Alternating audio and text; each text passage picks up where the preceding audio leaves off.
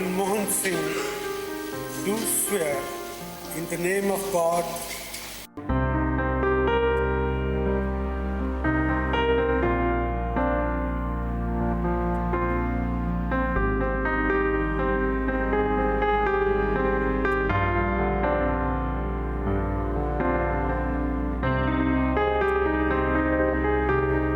प्रधानमंत्री के रूप में देश के विकास में और प्रगति में उनके योगदान को हमेशा याद किया जाएगा।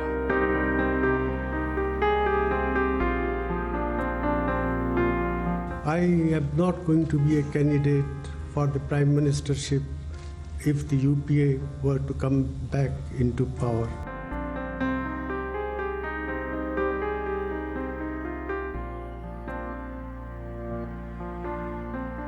I can tell you that here at the G20, when the Prime Minister speaks, people listen. माना कि तेरी दीद के काबिल नहीं हूँ मैं, तू मेरा शौक तो देख, मेरा इंतजार कर।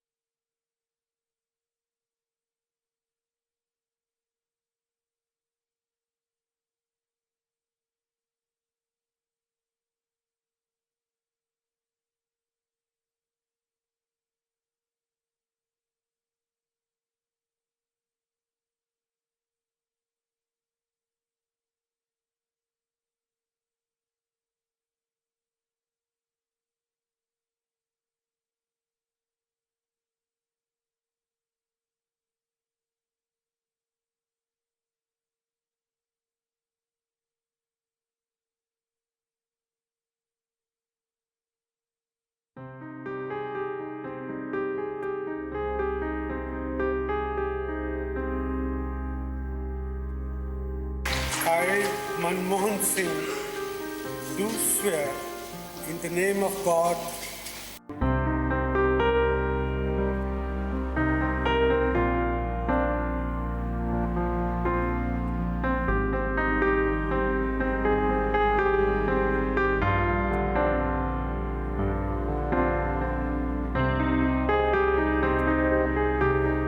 प्रधानमंत्री के रूप में देश के विकास में और प्रगति में उनके योगदान को हमेशा याद किया जाएगा।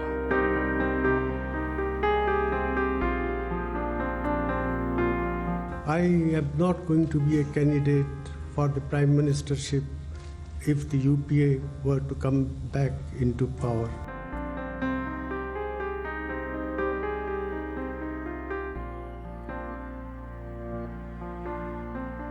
I can tell you that here at the G20, when the Prime Minister speaks, people listen.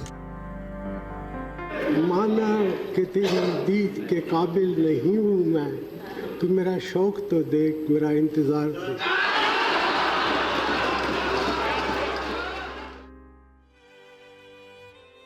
Dr. Manmohan Singh, India's former Prime Minister who unleashed India's economy as a former finance minister, has died at the age of 92. He was suffering from age-related ailments. One of the key hallmarks of his illustrious career came in the year 91, when he, as the finance minister in the Narasimha Rao government, unshackled the Indian economy from the licence Raj and opened up the economy with liberalisation, privatisation, globalisation. A twist of fate saw Manmohan Singh, who had never fought a Lok Sabha election till then and thereafter being catapulted to the post of Prime Minister. He led a coalition of parties cutting across the political spectrum. His decade-long tenure saw the introduction of some landmark legislations, including right to information, rural jobs guarantee, right to education, food security and the Indo-US nuclear deal. In fact, the left party's opposition to the nuclear deal almost brought the UPA to the brink of collapse in 2008, but he held firm and stabilized India's relationship with the world's largest economy. We're joined on the phone by Hamid Karzai, the former president of Afghanistan. I'm also joined by Khurshid Mahmood Kasuri, who had served as the foreign minister of Pakistan in the erstwhile Pervez Musharraf government. Let me go across to President Karzai first. President Karzai, when we speak about India-Afghanistan relations, in 2005, Manmohan Singh had visited Afghanistan. That was the first visit by an Indian Prime Minister in 29 years. How do you recall your first meeting with Prime Minister Manmohan Singh and the legacy he leaves behind?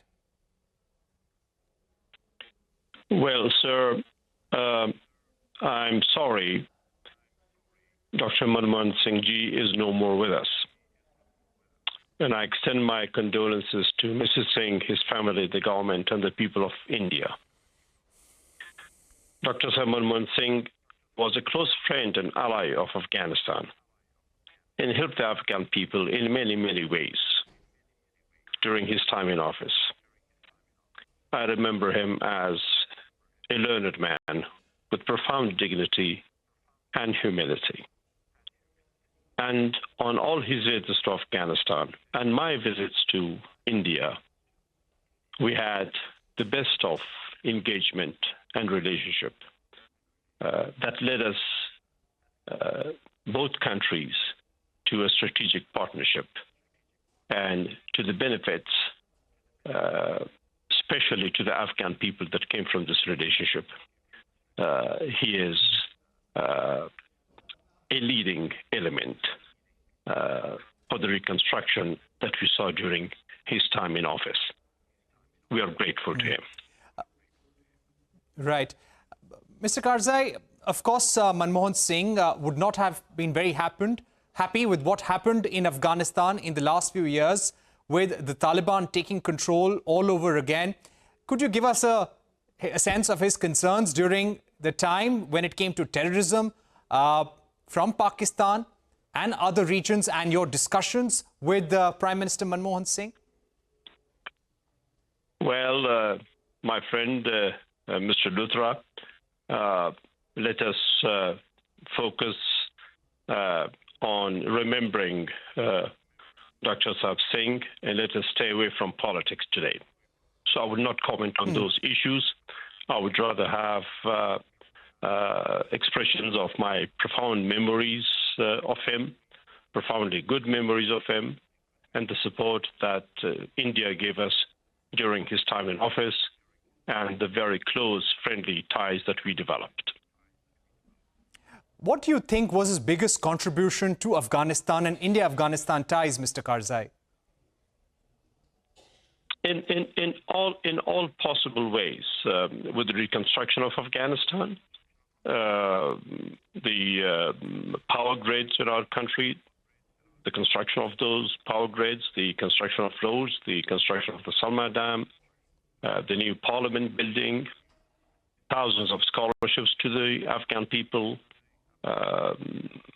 and many more ways. Any personal anecdote or conversation or time that you personally remember or cherish? Yes, absolutely. Well, there are many in our long-lasting friendship during his time in office and afterwards.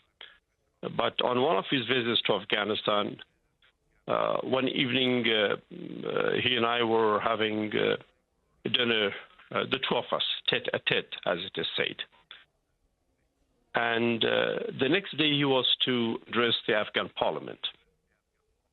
And he quietly told me, well, you see, parliaments are places of political ideas and of individuals and groups of different leanings. I wonder how things will go tomorrow. And I told the late Dr. Singh Sahib that tomorrow the Afghan people and the parliamentarians will receive you with immense respect and affection. And exactly that happened. So I remember him, and I'm sure the Afghan people remember him very well. And with this, I will conclude my remarks and say goodbye to you. And wish again the people of India all the best. Thank you so much, President Karzai, for joining us and talking about your relationship with former Prime Minister Manmohan Singh and his legacy. Let me go across to Mr. Khurshid Mahmood Kasuri as well. Mr. Kasuri, thank you so much for joining us. You had an important role to play when former Prime Minister Manmohan Singh was in office, especially with trying to put things on track with the peace process related to Pakistan, also with the dialogue over Kashmir. How do you remember the contribution of Manmohan Singh there? Well, with great fondness, actually. He's a man of great vision, great humility. And I always felt there was a personal touch. And there was, although the process had started during the time when Prime Minister of India, Mr. Vajpayee, visited Pakistan at the invitation of Prime Minister of Pakistan, and there was a meeting between President Musharraf and Prime Minister Vajpayee, following which there was an agreement to resume the dialogue. There was absolutely no doubt that although the process started at that time, that Dr. Singh worked with great honesty of purpose, great vigor to relations between the two countries. And actually, he was a man who looked beyond the two countries.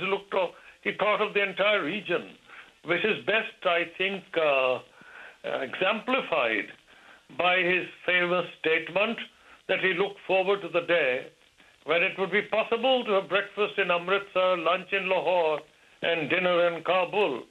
So he was looking at the SAARC region as a whole. And we miss people with such vision today, but let's hope that things will improve soon. And the progress that was made was quite unprecedented. And if you wish to find out or measure how unprecedented it was, even the benchmark that was set up for the resolution of Jammu and Kashmir, the so-called 4 points, which are really 11 or 12, but it got to be called 4 points for various reasons, primarily because President Musharraf called it so, and Dr. Manmohan Singh also then started calling it 4 points. But there were 11 or 12.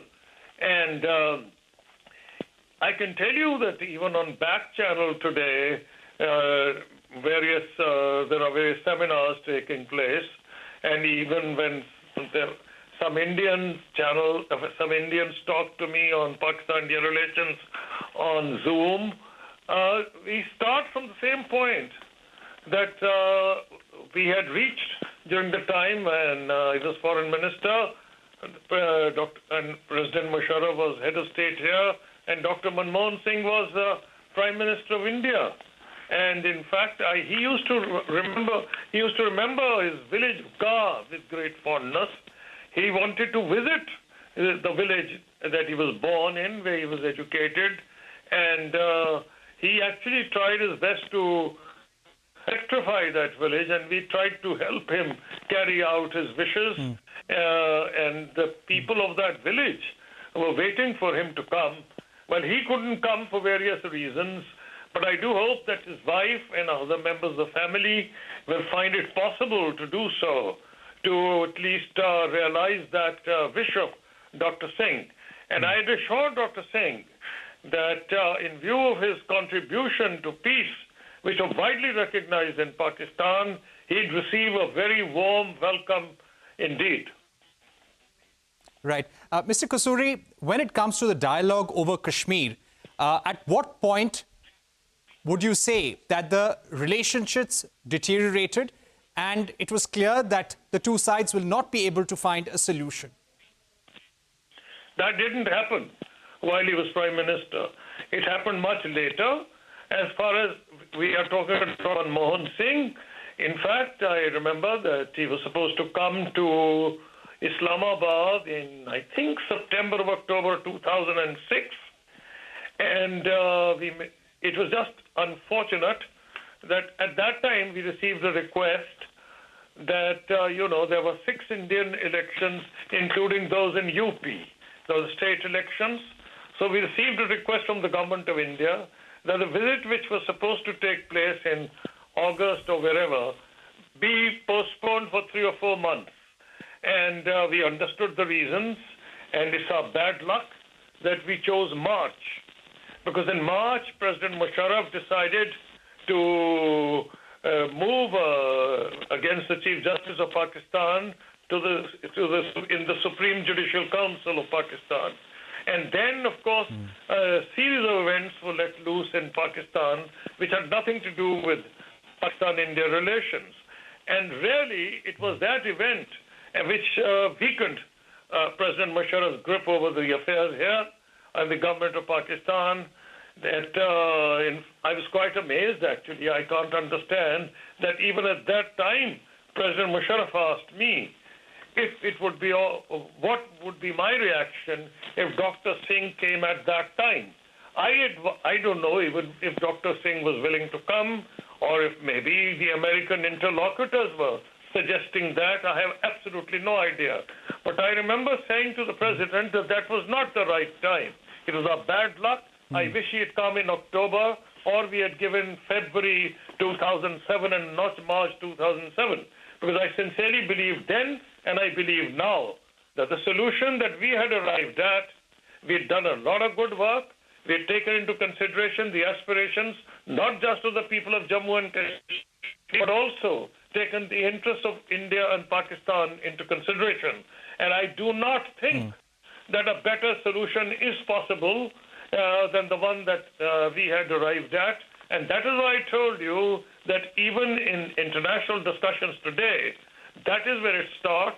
And I remember Mr. Lamba, the late Mr. Lamba, when he wrote his book, he said that even Prime Minister Modi asked him, and his book is there, you can look at the pages, to go to Pakistan, and this was, I think, 2017, and talk to the government of Pakistan. I think the Prime Minister, at that time, it was Nawaz Sharif, and talk to him on the 4-point formula.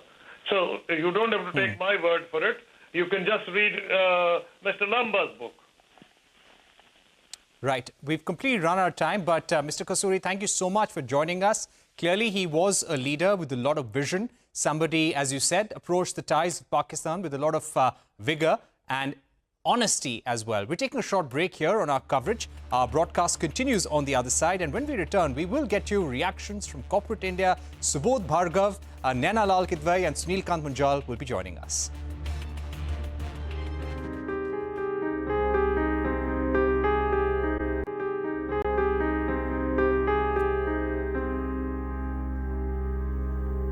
Welcome back to this special broadcast remembering Manmohan Singh. Naina Lal Kidwai, former president of FICCI, Sunil Kant Munjal, chairman of Hero Enterprise, are with us. Subodh Bhargav, independent director and former chairman, Tata Communications, and group chairman, Eicher Motors, is also joining us right now. Mr. Bhargav, if I can begin with you at this juncture, how would you remember your meetings with Manmohan Singh and his big contribution to the Indian private sector, especially after opening up the economy in the early 90s? Biggest contribution, in my view, can be talked about as empowering Indian business, empowering Indian businessmen, unshackling the entrepreneurship of Indians, and both in terms of abolishing the license Raj, and subsequently also simultaneously opening up the international global competition. What he made was Indian businessmen become aware, become more efficient, became more quality conscious. I think that was a transformative change in addition to many other transformative achievements which he had for the nation. Right. Ms. Kidwai, would you say that one of his biggest contributions was to keep the Indian economy stable during the financial crisis of 2008 and during the 10 years when he was in power? Well, 2008 crisis was something quite unique in a global term. And I must say, the government support led by Mr. Manmohan Singh, as also Indian businesses' resilience, enabled India to tide over in a much, much smoother manner than many other economies in the world.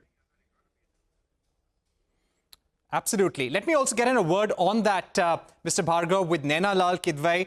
Ms. Kidwai, how would you remember his contribution to the financial sector, the banking sector especially? You know, Parikshit, I was fortunate to have engaged with Dr. Manmohan Singh in both his incarnations as finance minister and prime minister. And as finance minister and indeed at the Reserve Bank of India as well, he was single-handedly responsible for opening up the banking sector for private sector engagement. He understood the need for competition. He understood the need for new players. And we saw a lot of that reform and opening up in the banking sector also happen under him. And the benefit we had with him in these roles, both at RBI and as finance minister, was someone who no one could argue with his understanding of things that were needed for the economy. And the regard with which he was held, not just amongst the economists in the country, but globally. And I saw this in the warmth with which people like Larry Summers, when he visited India, always got time in the Prime Minister's calendar. Dr. Manmohan Singh actually hosted dinners for him. And, you know, Larry Summers, as you know, was the US Secretary of the Treasury in the Clinton government, etc. Those sort of engagements with economists from around the world also, I think, gave India access to some of the best minds in the world who, whether they were consulted or whether they just offered advice, but all those inputs came in to form what was going to be our strategy. And I think as Prime Minister, if you look at the pillars on which our growth today are indeed benefiting, GST, Dr. Manmohan Singh's period coincided with my taking over as president of FICCI. And I know how hard he worked to get GST through in order to ensure that we could have that benefit which we are feeling today in terms of tax collections and therefore the revenue model which we benefit from. And then the Aadhaar card, a very critical part of the inclusivity that Dr. Manmohan Singh believed in. And that too saw its origins in his regime. So I would just really say that for many of the pillars on which our growth today is dependent were really founded, created, allowed to blossom under Dr. Manmohan Singh's various roles in government, and then in particular as finance minister and then prime minister. Absolutely. Thank you so much, Ms. Kidwai and Mr. Bhargav, for joining us with your views on Manmohan Singh, how you remember him, his contribution to the Indian economy and the private sector.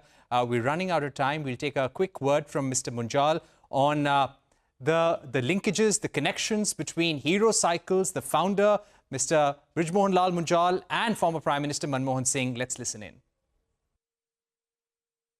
Very much so. Actually, as you know, they both came from the undivided Punjab before India got split up. And on occasion when they would meet, they did have conversations about the old days, what things were like.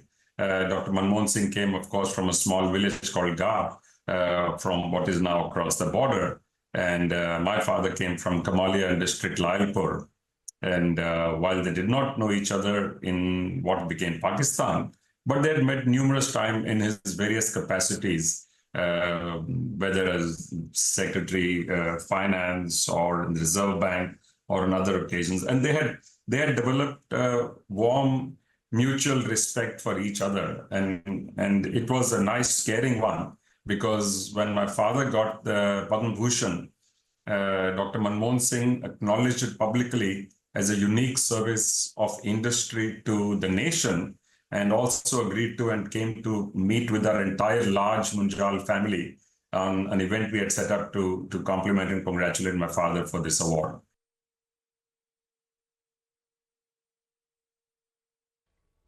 All right. Thank you very much, Mr. Munjal, for joining us. As we wrap this coverage, we leave you with one of the more humane sides of Manmohan Singh. His love for Urdu poetry was well known. On more than one occasion, Dr. Singh, who was known for his proficiency in Urdu, resorted to couplets to respond to the opposition's jibe. We leave you with one such exchange between him and the late Sushma Swaraj. आप उर्दू ज़बान समझते हैं बहुत अच्छी तरह से, और शेरों में बहुत बड़ी ताकत होती है अपनी बात को आसानी से, सहजता से कहने की। आज एक शेर पूछ करके मैं आपसे जवाब पूछना चाहती हूँ। तू इधर उधर की ना बात कर, ये बता कि काफिला क्यों लुटा। तू इधर उधर की ना बात कर, ये बता कि काफिला क्यों लुटा। हमें रहज़नों से गिरा नहीं, तेरी रहबरी का ख्याल है, तेरी रहबरी। माना कि तेरी दीद के काबिल नहीं हूँ मैं।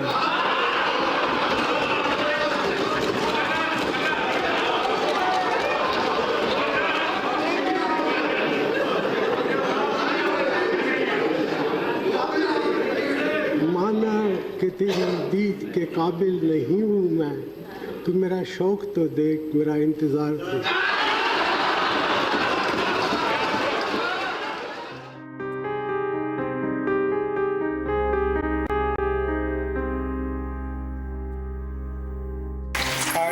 Manmohan Singh, do swear in the name of God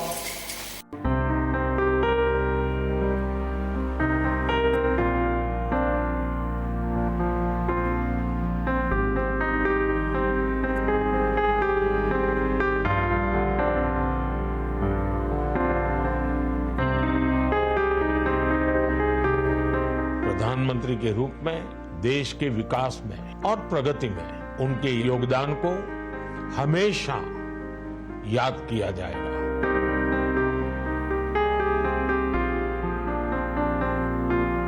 I am not going to be a candidate for the prime ministership if the UPA were to come back into power.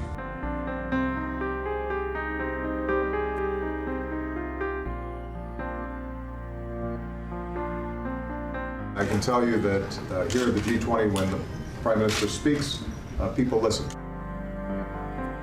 माना कि तेरी दीद के काबिल नहीं हूँ मैं, तू मेरा शौक तो देख, मेरा इंतजार देख।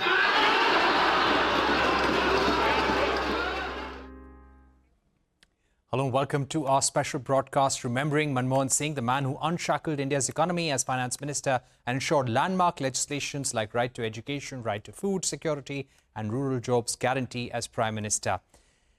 He died at the age of 92, and leaders across political parties and across the globe are paying rich tributes to the man whose efforts helped pull the Indian economy out of an abyss in the 90s. I spoke to N.K. Singh, former bureaucrat and former Rajya Sabha member and chairman of the 15th Finance Commission. I started by asking him how he would remember Manmohan Singh.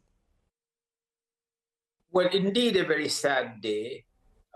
Indeed, a sad day for someone who was one of the key architects of the new economic architecture under whose glory we continue to bask till today. I remember that my first meeting with him at a personal level was the very first day when he worked for government. Believe me, this was 1971.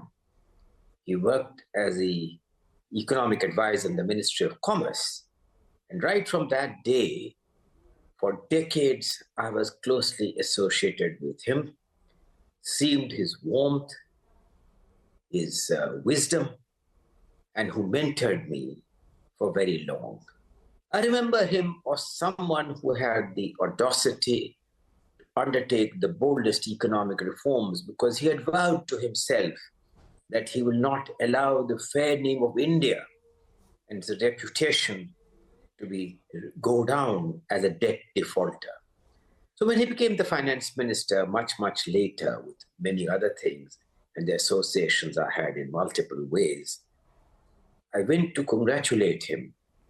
He was delighted to welcome me and to say that since I was looking after the fund bank negotiations, he was very keen to really work closely with the multilateral institutions.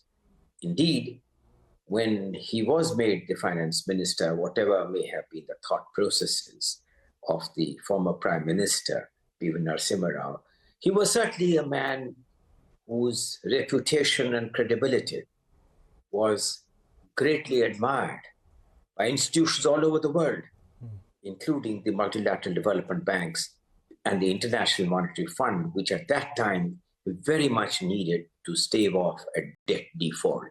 So when I entered his room, he told me these indelible words: Nandu, we will build the foundations of a new India. We'll get over the legacy and the baggage of the past. For long, India has been shackled by these debilitating regulations. We will free all this. It left me puzzled as I left his room, but realized very soon that he was referring already to the contours of the budget speech, which shaped the contemporary economic architecture and the far-reaching economic reforms which ushered, unshackling the debilitating regulations of the license permit Raj, freeing up on trade, moving to a path of fiscal rectitude, undertaking economic reforms necessary to rekindle growth. Very interesting anecdotes there. Mr. N.K. Singh, when we speak about his 10-year tenure as the Prime Minister of the country, now, he was someone who went through a lot of challenges. There were some very important contributions and legislations through that 10-year period. Of course, you had the Indo-US civil nuclear deal. He went through the 2008 financial crisis. You had the Right to Information Act, the NREGA Act, which had also been brought in. In his 10-year period, what, according to you, would be his biggest challenge and biggest contribution? It's a complex question because in between, when he ceased to be finance minister, let's not ignore the fact that during the period of late Atal Bihari Vajpayee, the reform initiatives had continued. India's economic growth, India's standing in the world, and the first and the second nuclear explosion was a past statement that India had arrived on the high table. Dr. Manmohan Singh had the great advantage that he could build on what was already a somewhat higher growth trajectory. than he dealt with when he was finance minister. He therefore took, as you said, the audacious step of the nuclear deal. That was an act of audacity. It was an act of audacity building on the economic strengths that India had already achieved. And he took this audacious decision, staking the future of his government under very, very difficult circumstances. And indeed, this was an important watershed in recognizing that India must become part of the mainstream or attracting foreign investment or repairing its arrangement with the United States and moving away from the hostage and the baggage of the past. It was also a period with many other complex features, as you rightly pointed out, that the uncertainties of multiple kinds. So I would say that this remarkable achievement of the 10 years was to stay the course, continue with economic stability, continue to move forward in terms of economic growth, and undertake some very important legislative work, one of which I have mentioned. Right. Perhaps I'll just add the sentence. People say that what he achieved as finance minister, he could not perhaps achieve as prime minister. And that's the question on which more needs to be researched and written. That's an important point. You're saying that people say that what he achieved as finance minister, he could not have achieved as prime minister. And that takes me to my next question. What was his relationship with the party leadership? Many within his own party often questioned him as not being a strong speaker in parliament, appearing weak at times. How do you think his own relationship was with his party leadership, with his members of the Congress party, and how did that affect his functioning as prime minister? Well, let's not forget that he once told me in a lighter vein, Nandu, finance ministers are important and can only be that important which the prime minister makes them to be. He was referring to his period when he functioned under the prime ministership and the leadership of V.V. Narasimha Rao. That era was an era in which the country was responding to a grave economic crisis to prevent a debt default. He had much greater flexibility and the room for maneuver, both because of the crisis and because of the prime minister under whose directions those economic reforms are undertaken. Things changed with the prime minister himself. And that really brought out his best abilities to try and maneuver his way and secure a consensus to take the party along. Let us not forget, consensus was less necessary when we were in a balance of payments crisis than when we were in a phase of comparative ease on the external front and moving to secure economic growth. What about the last few years? Since the UPA lost the elections in 2014, how were the last 10 years for the former Prime Minister? We did get to meet him in Parliament every now and then. He was always filled with humility, always ready to meet reporters and people on the ground. Any conversations that you had with him over the years, something that is going to stick with you? So I'll tell you, strangely, two conversations. One is that he joked with me once that, Nandu, you come from Bihar. Biharis have done extraordinarily well wherever they have gone out of Bihar. But Bihar languishes in poverty and low rates of economic growth. And I tell you that India can only prosper when Bihar joins the mainstream. It was embedded in my mind. And some years later, when Bihar's economic growth in the first period of Nitish looked up, I joked with him and said, Sir, I wish that India achieves the same rate of economic growth which Bihar has achieved in the last few years. He laughed and in his characteristic way gave me one of those indelible Manmohan Singh smiles. My second incident, which was a little more serious, is I came back after a meeting in Mexico, which was having the G20 presidency, where I had met my good friend Larry Summers. Larry Summers told me, do me a favor, NK, carry this message to my good friend Manmohan. Tell him that I now believe that India does not believe in the rule of law. I said, what do you mean, Larry? He said, you mean to say you undertake a retrospective change in your taxation law to hurt people? And you want me to believe that India believes in the rule of law? Please tell him that Larry said this. I came back, I said this verbatim of what Larry had asked me to convey. He was generous and kind enough to appreciate. He told me, NK, perhaps Larry is right. But tell me, he asked me the rhetorical question. When your finance minister successively tells you that these retrospective changes are necessary to sustain India's development expenditure on social sector, what does a prime minister do? That question remained unanswered. But that was how humble he was to fully accept the import of Larry's remarks, that perhaps retrospective changes were not something which was admirable for countries which were seeking to attract foreign investment.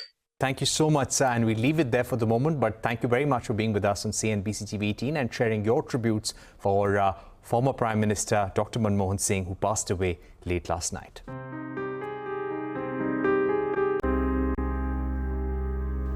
Joining us right now is former Foreign Secretary, Mr. Shyam Saran. Mr. Saran, how would you describe the foreign policy contribution of former Prime Minister Dr. Manmohan Singh? Do you feel that where we are today with the India-US relations specifically was the result of his contribution and his push for the India-US nuclear deal? One could certainly, say without any doubt that, the Indo-US nuclear deal was really a game changer. It completely transformed India's place in the world. And it also served, number one, the energy security requirements of India. It gave us access to, very high technology, which we were denied because of the different technology denial regimes which were constructed around India ever since 1974, when the peaceful nuclear test was held. So, in that sense, what he managed to achieve under very difficult odds, if you recall that even his own party was not necessarily very supportive of this initiative. So I think the fact that he was convinced that this was something that would really open up India's diplomatic space. It would give India much more room for maneuver, will give India many more options dealing with the world. I think there is no doubt that this was one of his signal contributions. Right. Would you say that he was, of course, a prime minister who wanted to set the relationship with Pakistan right? Different prime ministers over the years have tried to do that. But do you think that trusting Pakistan with the Sharm el-Sheikh agreement was somehow a mistake in retrospect? He was criticized a lot by his own party and the opposition as well. No, I will look at the bigger picture. I think every prime minister, as you said, has tried to set the relationship right with Pakistan because, setting this relationship right is really something which is, important for the success of our neighborhood policy. And I think he realized that, which is why he said that I do not have the mandate to change borders, but I do have the mandate from the people of India to make these borders irrelevant, to make it possible for a free flow of goods, of peoples, as well as ideas across these borders, celebrating the affinities which exist between the people of India and its neighboring countries. And it would be fair to say that he achieved quite a great deal in terms of, building some kind of a understanding with Pakistan. And I feel that if Musharraf had not run into very major domestic problems in Pakistan. What we were trying to, negotiate with them in terms of what the future could be, or not only of Jammu and Kashmir as an issue, but India-Pakistan peace process as well, might well have succeeded. I mean, one can never be certain, of course, but I think he was on the right track. Right. If you were to name his one biggest foreign policy contribution or priority, what would that be, Mr. Saran? Well, because I was personally involved with the, negotiation of the Indo-US nuclear deal, it appears to me that that was his, major contribution as far as foreign policy is concerned. But I would also say that he was someone who was greatly respected by foreign leaders that he came in touch with. If you take, say, President George Bush, or, President Putin, or even the Chinese leaders, they had immense respect for him. I remember Wen Jiabao, the Chinese prime minister, telling him, you are my guru as far as, economic issues are concerned. We read everything that you write because you are really a master of the economic science. And so, because of the kind of stature that he had amongst, foreign statesmen, foreign leaders, that also gave India a tremendous boost in terms of its stature and its ability to influence, global issues. So I would not say that it was just the nuclear deal. The nuclear deal was certainly one of his most important contributions. But I would say that on many other issues, he was able to deal with them with a degree of foresight, with a degree of strategic wisdom, some long-term thinking, which is not always possible in a very raucous democracy like India. So given the kind of challenges that he operated under, I think he made a tremendous contribution. Right. Now, speaking again about the nuclear deal, did he use his own personal relationship with George Bush in order to push the nuclear deal? What really convinced him? And at what point did you feel that, fine, this deal is through now? At least it has clicked between India and the United States. Countries deal with each other in pursuit of their own national interests. So one cannot say that it is really the leaders themselves who make the difference in terms of negotiating such major instruments. But, in the negotiations, sometimes you come to a point where it seems as if we are in a logjam. It seems that, there is a wall now which we cannot jump over, in a sense. And several times those occasions arose. I think it was the fact that we were represented by good negotiators on the US side, but on the Indian side, not only from the Foreign Ministry, but from the Department of Atomic Energy, the Prime Minister's office itself. The fact is that on a couple of occasions that I'm aware of, it was his personal intervention with President Bush that actually, helped us overcome some of those difficulties. Okay, my final question, sir, would be about the Mumbai terror attacks. That was, of course, a very low point in India's history, in India's foreign policy. What do you think were the compulsions under which Prime Minister Manmohan Singh worked at that point in time? We sought action from Pakistan against the terrorists who had launched those attacks against India. Many of those terrorists have still not been brought to book. But India was criticized at that time for not taking any kind of direct action against Pakistan. What do you think were the choices and the compulsions at that time? Well, I was in the Prime Minister's office at that time. Of course, I was not dealing with foreign policy issues as such, but I was aware of the fact that such a major, terrorist attack, there was immense pressure on the Prime Minister that there should be some kind of a retaliatory strike against Pakistan. But in his own way, he went about trying to see what the opinion was across different constituencies in India with regard to that measure. And I have mentioned before that he did talk to each of the chiefs of our armed forces. He talked to other, political leaders.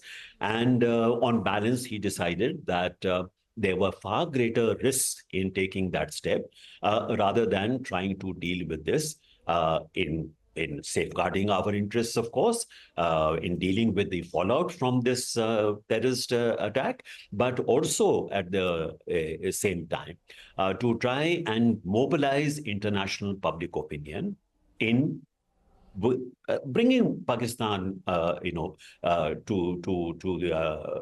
acknowledge what had happened and try to take remedial steps. Now, yes, the argument would be that perhaps, the reaction from Pakistan was not what may have been expected. Some measures were taken, but not enough, certainly.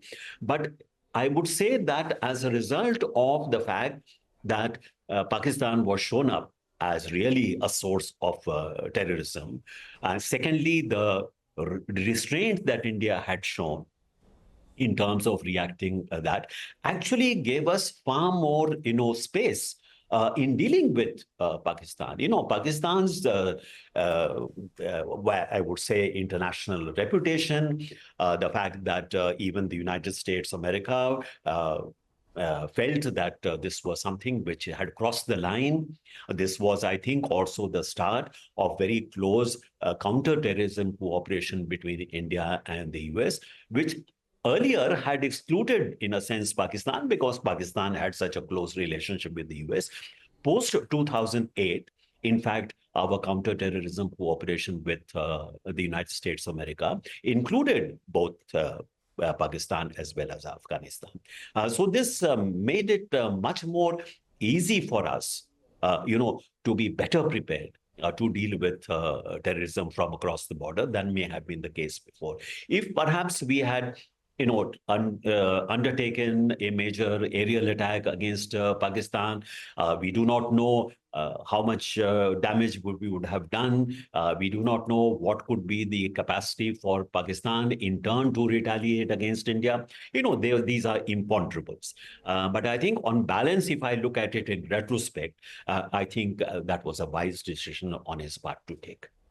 Right. Thank you very much, Mr. Saran, for joining us with your views about some of the key foreign policy challenges and successes of former Prime Minister Manmohan Singh. Thanks once again for being with us.